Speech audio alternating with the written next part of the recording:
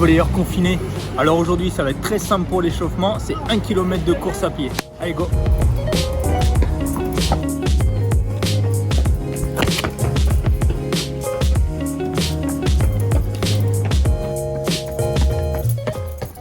Ok, alors après ce petit kilomètre de run, on est bien chaud. On va faire 2 exercices cardio et 2 exercices pour travailler un petit peu la technique. Alors, le premier exercice, c'est des fentes avec le ballon au-dessus de vous comme ça.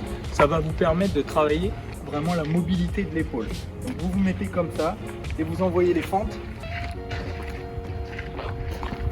en regardant bien devant vous. Il ne faut pas que vous vous affaissez sur votre jambe, il ne faut pas que vous fassiez comme ça. Il faut que vous restiez bien droit. Et votre genou arrière il touche, tac, tac, tac. Vous en faites 20 comme ça. Ensuite, on enchaîne avec un exercice de bloc avec le ballon contre le mur. Il paraît que j'avais fait des blocs tout pourris lors de la vidéo précédente, alors là je vais m'appliquer.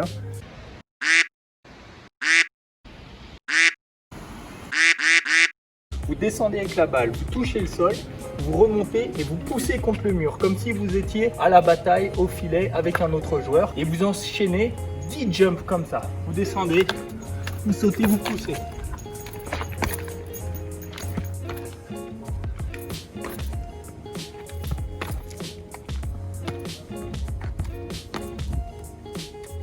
Donc 10 lunges avec les bras tendus, 10 sauts de bloc avec le ballon et vous le faites 4 fois, c'est assez cardio. Feu.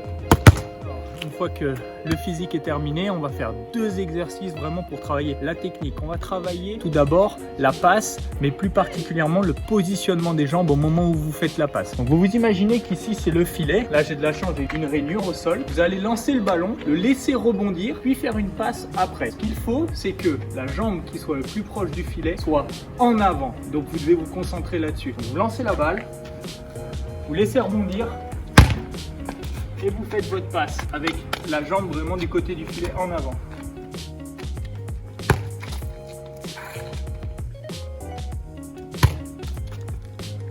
Et bien entendu, c'est la même chose de l'autre côté. Si vous devez faire une passe en deux, c'est votre jambe gauche qui va être en avant, celle qui est le long du filet.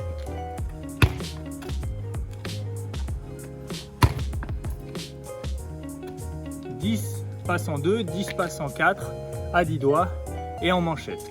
3 fois. Alors, deuxième et dernier exercice, on va profiter qu'on est sur un sol dur pour faire rebondir la balle. Et on va travailler le geste de l'attaque et vraiment la sensation qu'on a au moment où on attaque. Il y a beaucoup de gens, quand ils commencent le volley, leur attaque est assez rigide. Ils utilisent que leur épaule et c'est assez mécanique quand ils attaquent. Ils font comme ça. Alors qu'en fait, il faut vraiment utiliser tout le bras comme si c'était un fouet. Imaginez-vous que vous voulez lancer une balle de tennis ou que vous voulez faire des ricochets, un caillou sur l'eau. Vous n'allez pas être rigide comme ça et faire comme ça ou lancer la balle comme ça. Vous allez vraiment utiliser tout votre bras. Donc ça part de l'épaule, puis le coude et ça termine par le poignet. Votre poignet à la fin va venir recouvrir le dessus du ballon. Vous faites rebondir la balle au sol. La balle rebondit ensuite sur le mur et vous la récupérez. Et vous travaillez ça en essayant d'être souple, comme si vous lanciez une balle de tennis.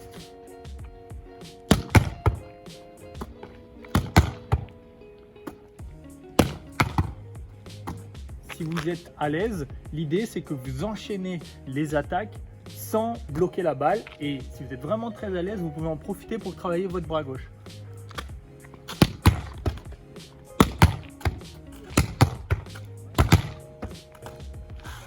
J'avais oublié qu'à Malmousque, le mur il n'était pas droit et qu'il y avait des pierres. C'est chiant. Donc là, je me tends au maximum vers la balle en visant avec mon bras gauche. Ensuite, je passe l'épaule devant, le coude, puis je donne un petit coup de fouet avec le poignet en rabattant la balle par le dessus. Voilà, c'est terminé pour le petit entraînement d'aujourd'hui. On a profité d'être sur le dur pour travailler des exercices spécifiques, donc c'est fini. Mais j'ai une bonne nouvelle pour vous, il vous reste 1 km de course à pied pour rentrer chez vous. Allez!